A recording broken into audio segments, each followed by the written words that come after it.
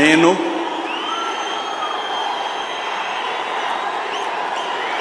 నారా చంద్రబాబు నాయుడు అనే నేను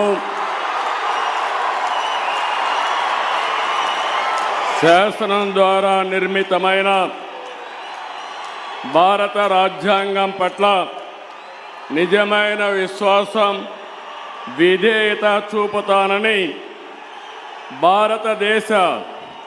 సార్వభౌమాధికారాన్ని, సమగ్రతను కాపాడుతానని ఆంధ్రప్రదేశ్ రాష్ట్ర ముఖ్యమంత్రిగా నా కర్తవ్యాలను శ్రద్ధతో, అంతఃకరణ శుద్ధితో నిర్వహిస్తానని, భయం కానీ,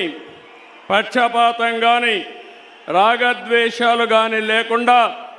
రాజ్యాంగాన్ని, శాసనాలను అనుసరించి ప్రజలందరికీ న్యాయం చేకూరుస్తానని దైవ సాక్షిగా ప్రమాణం చేస్తున్నాను. నేను